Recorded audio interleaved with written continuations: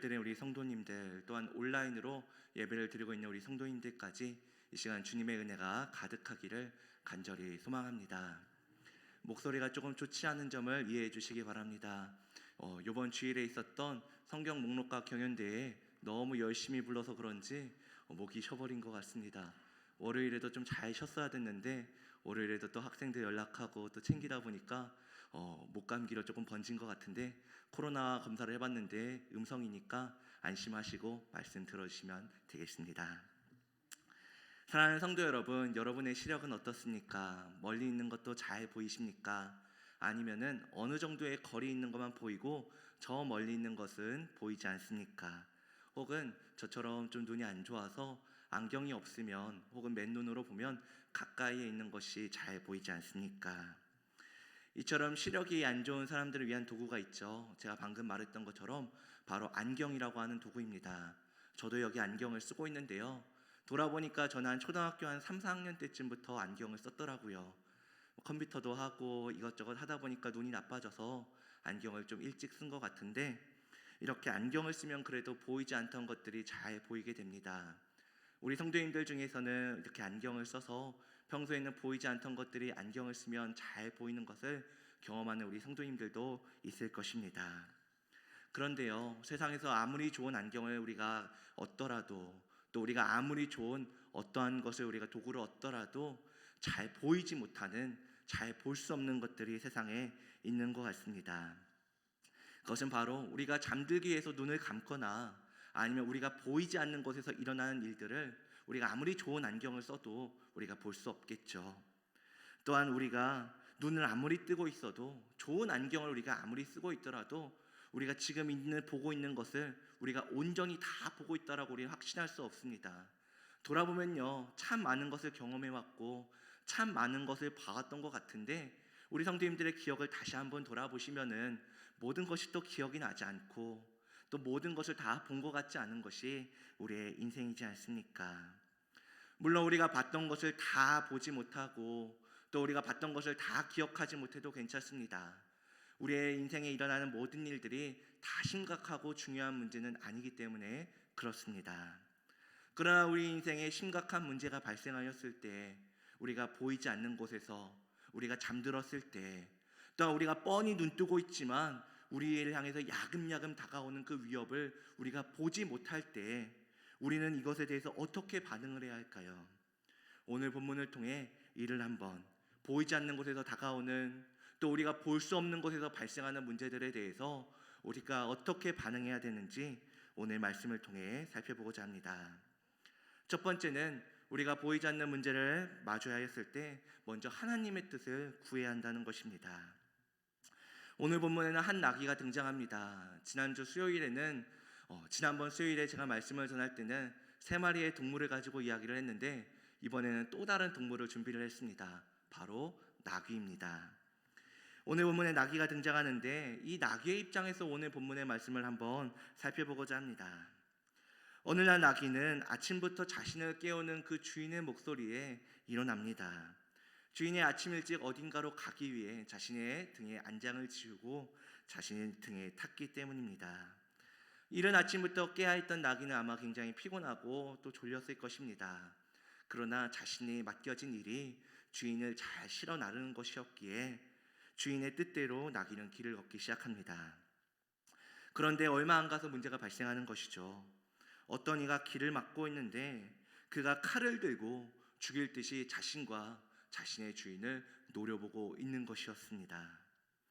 평소 같으면 주인이 아마도 상대방에게 어찌하여 내 길을 막고 있습니까? 라고 묻거나, 아니면 내가 지나가려고 하니 좀 비켜주십시오 라고 요청을 하거나, 아니면 다른 길로 돌아서 갔을 텐데, 이번에는 주인이 아무런 반응도 하지 않습니다. 어떠한 요청도 또 어떠한 부탁도 어떠한 회피도 하지 않고 그저 가려는 길을 칼을 들고 있는 사람이 있는 그 길로 계속해서 가려고 하는 것이죠. 그래서 나귀는 자신과 주인을 위해 길 옆 포도밭으로 들어섭니다. 포도밭은 분명히 좁고 불편한 길입니다. 왜냐하면 포도밭에 덩굴들이 있기 때문에 나귀가 지나가기에는 아마도 불편하고 좁은 길이었을 것입니다. 그러나 나귀가 봤을 때 좁고 불편한 이 포도원 길로 지나가는 것이 칼을 든 사람이 있는 길로 가는 것보다 안전하다고 생각을 했기 때문에 나귀는 그 길로 갔을 것입니다.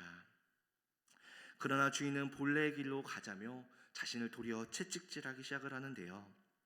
나귀 눈앞에 있는 사람을 보지 못할 뿐 아니라 그 자신의 충심을 알아주지 못하는, 자신과 주인의 안전을 위하여서 포도원 밭길로 가는 그 자신의 충심을 알아주지 못하는 주인에게 답답하고 억울한 마음을 가지고 있었을 것입니다. 그러나 주인은 나귀를 채찍질하고 또 나귀는 주인에게 답답함을 느끼던 사이 어느새 칼든 사람이 자신들 앞으로 다가와 포도원 사이의 그 좁은 길마저도 막게 됩니다. 그러자 나귀는 제발 주인이 눈앞에 있는 사람을 눈치채기를 바라며 자신의 몸과 자신의 주인의 그 다리를 담쪽으로 누르기 시작합니다. 자신이 뭔가 이상한 행동을 하면 주인이 뭔가를 알아채리라고 생각을 했던 것이죠. 그러나 여전히 주인은 이를 알아채지 못하고 오히려 채찍질을 합니다. 이제 칼을 든 사람은 자신들의 앞까지 왔습니다. 나귀는 두려운 마음에 이제는 주저앉기까지 하였습니다. 그 칼이 이제는 자신을 죽일 것이라고, 자신의 주인을 죽일 것이라고 생각을 했기 때문입니다. 그러나 여전히 이를 알지 못하는 주인은 일어나라며 이번에는 지팡이로 자신을 있는 힘껏 때리기 시작을 합니다. 이제 나귀는 칼든 사람에게 죽지 않아도 내가 맞아 죽겠다, 내가 이 몽둥이에 맞아 죽겠구나라고 생각을 하며 주인을 향해 소리칩니다. 내가 당신에게 무엇을 하였기에 이렇게 나를 3번씩이나 때립니까? 본래라면 들리지 않았을 목소리가 입 밖으로 나온 것입니다. 그러나 주인도 얼마나 화가 났던지 자신의 나귀가 말하고 있다는 그 놀라운 사실을 바라보면서 놀라지도 않고요, 도리어 나귀를 향해서 소리칩니다. 너가 주인이 나를 거역했기 때문이다. 내 손에 칼이 있었더라면 바로 너를 죽였을 것이다 라고 외치는 것이죠. 나귀는 어이가 없었을 것입니다. 자기 주인은 칼이 있었다면 자신을 죽였을 것이라지만 정작 칼을 든 자가 자신과 자신의 주인을 죽이고자 바로 앞에 있었기 때문입니다. 그러나 나귀는 그런 말을 할 수 없었습니다. 주인이 그를 못 보고 있었기 때문입니다. 그래서 나귀는 다른 이야기를 합니다. 나는 주인께서 평생 동안 타셨던 나귀 아닙니까? 저를 누구보다 잘 아시는 주인께서는 생각해 보십시오. 제가 언제 이렇게 행동했던 적이 있습니까? 그러자 주인은 곰곰이 생각해 본 후에 이런 일이 없었다라고 대답을 합니다. 이후의 이야기는 31절 이하의 말씀처럼 하나님께서 발람의 눈을 밝히시고 칼을 든 자, 곧 여호와의 사자를 보게 함으로써 전환점을 맞게 되는데요. 여호와의 사자와 이야기한 발람은 자신이 죽을 뻔한 위기를 나귀가 막아줬다는 것을 깨닫게 되기 때문입니다. 사랑하는 성도 여러분, 오늘 본문의 이야기를 나귀의 입장에서 살펴보니까 어떻습니까? 나귀의 주인이었던 발람의 행동이 답답하지 않습니까? 나귀는 분명히 자신이 주인을 그 포도원 밭길로 데려가는 것이, 또한 자신의 몸도 담에 짓누르는 것이 고통스럽고 아픈 일이지만 자신을 위하여서, 또한 그 주인을 위하여서 한 것이었음에도 불구하고 이를 모르는 주인은 채찍질할 뿐 아니라 오히려 지팡이까지 꺼내들어 자신을 때렸습니다. 왜 그랬습니까? 나귀가 보는 것을 주인인 발람이 보지 못했기 때문입니다. 만약 발람이 여호와의 사자를 볼 수 있었다면 어떻게 행동했겠습니까? 아마도 앞서 말했던 것처럼 나귀가 이러한 행동을 하기 전에, 이러한 이상한 행동을 보이기 전에 왜 당신이 이 앞에 서 있습니까? 라고 묻거나, 내가 이 길로 가야 하니 비켜줄 수 있겠습니까? 라고 뭔가 요청을 하거나, 아니면 다른 길로 돌아갔지 않겠습니까? 그러나 발람은 이를 보지 못했기에 나귀에게 채찍질을 하며 화를 냈던 것입니다. 우리도 살다 보면 화가 나는 순간들이 있습니다. 여기에는 다양한 이유들이 있지만 그 중 하나는, 우리가 아마도 살아가면서 화를 내는 이유 중 하나는 우리가 우리의 삶 가운데 일어나는 모든 일들을 정확히 또 모두 다 알지 못하기 때문입니다. 가령 우리가 길을 가다가 누군가 우리를 부딪히고 그냥 사과도 없이 지나갔다라고 생각을 해보시기 바랍니다.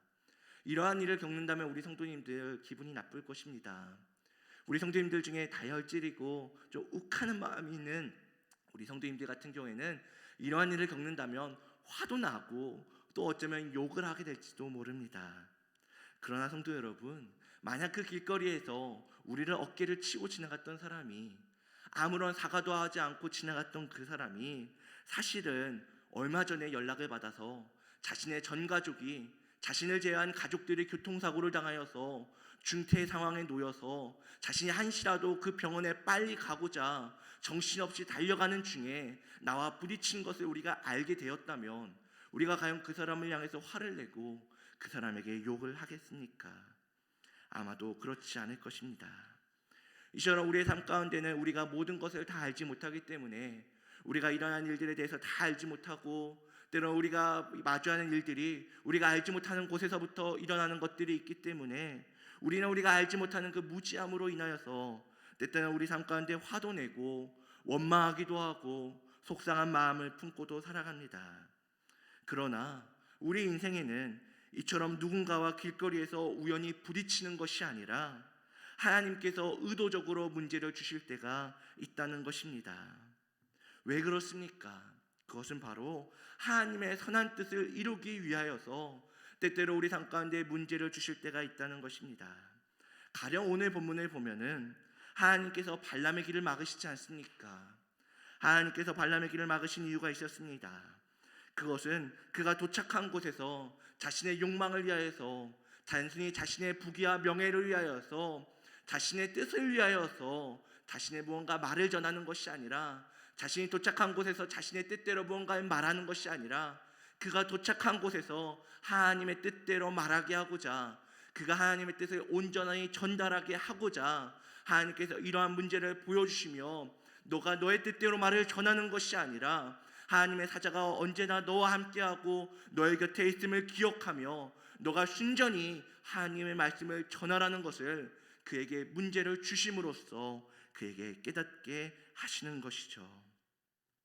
그러니 성도 여러분, 내가 알지 못하는 문제를 만났을 때, 내가 온전히 알지 못하는 그런 문제를 조우하였을 때, 내가 알지 못함으로 인하여서, 내가 온전히 깨닫지 못함으로 인하여서 하나님 어떻게 나에게 이런 일을 주실 수 있습니까? 하나님 내가 왜 이런 일을 겪어야 합니까? 라며 하나님께 원망하고 분노하는 것이 아니라, 하나님 아버지 내가 이러한 일을 만났는데 하나님 아버지 나를 언제나 함께 하시고 동행하시며 내가 잠잘 때에도 지키시는 하나님께서, 분명히 나와 함께 하시는 하나님께서 나에게 이러한 문제를 주신 것이 우연이 아닐 텐데 내게 이러한 문제를 주신 이유가 무엇입니까? 라며 하나님의 뜻을 구할 수 있기를 바랍니다.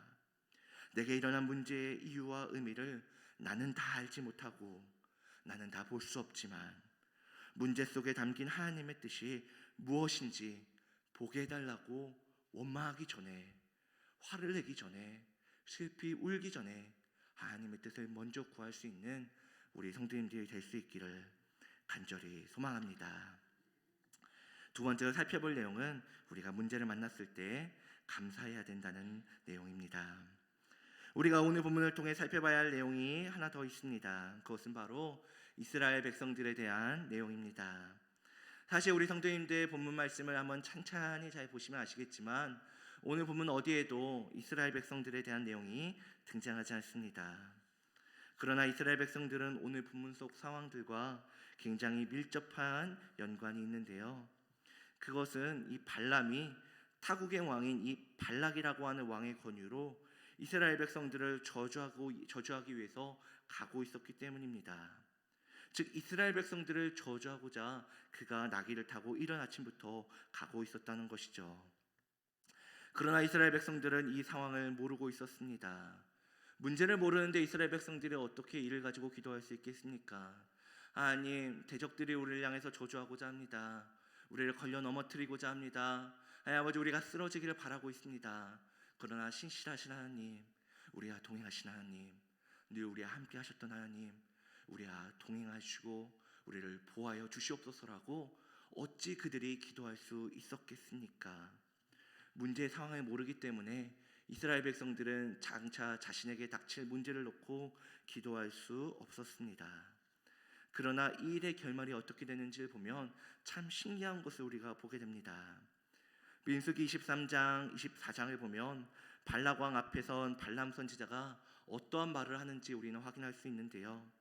비록 발락 왕이 이 발람 선지자를 불러서 이스라엘 백성들을 저주해달라, 그렇다면 내가 너에게 온갖 것들을 주리라라고 약속을 하였지만 하나님의 뜻을 바라봤던 이 발람 선지자는 결국 하나님의 뜻을 따라서 이스라엘 백성들을 무려 3번이나 축복하게 됩니다.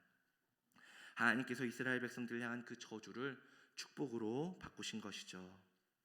만약 이 사실을 모세가 기록하지 않았다면 이스라엘 백성들은 자신들을 향하여 이러한 일들이 있었다는 것조차도 아마 몰랐을 것입니다. 그러나 모세가 이 사실을 기록함으로써 모세의 글을 읽는 이스라엘 백성들은 하나님께서 자신들이 보지 않는 곳에서 설령 자신들이 잠든 그 사이에도 지키시고 보호하시고 인도한다는 사실을 깨달았을 것입니다. 그리고 우리도 이 말씀을 통해 우리가 볼 때에만, 우리가 열심히 하나님께 간구할 때에만 하나님께서 우리를 지키시고 보호하시는 것이 아니라 우리가 어쩌면 잠들어 있을 때, 우리가 피곤하여 지쳐 있을 때에도 주님께서 우리와 늘 함께 하시며 동행하시며 보호한다는 사실을 다시 한번 확인할 수 있지 않습니까? 사랑하는 성도 여러분, 하나님은 우리 눈에 보이는 곳에서뿐 아니라 우리 눈에 보이지 않는 곳에서도 역사하시는 분입니다. 우리 성도님들이 이 사실을 믿으십니까? 그러나 우리는 하나님에 대한 평가를 때때로 우리 눈에 보이는 것, 우리가 눈에 경험하는 것들로 하나님에 대해서 평가할 때가 참 많은 것 같습니다. 내 삶 가운데 좋은 일이 벌어졌을 때, 내 자녀가 내가 원하는 모습대로 크고 성장하고 원하는 곳에 들어갔을 때, 내가 간절히 원하는 것이 이루어졌을 때, 내 삶이 평안하고 좋은 일이 가득했을 때 우리는 하나님에 대해서 하나님은 참 선한 분이야, 좋은 분이야, 그분은 의로운 분이야, 늘 우리와 함께 하신 분이라고 고백을 하지만 우리 삶 가운데 좋지 않은 일이 있을 때, 문제가 있을 때, 어려운 일이 있을 때, 좋은 일이 있지만 오히려 좋지 않은 일이 더 많을 때 우리는 하나님을 향하여서 좋으신 분이야, 선하신 분이다라고 말하지 못할 때도 있고요. 또한 어떨 때에는 하나님을 향하여서 하나님 왜 내게 이러한 일을 주십니까? 하나님 전능하신 분 아니십니까? 하나님 선하신 분이 아닙니까? 왜 내게 이러한 문제를 조우하게 하십니까? 라며 우리가 하나님을 향해서 부르짖고 원망할 때가 있지 않습니까?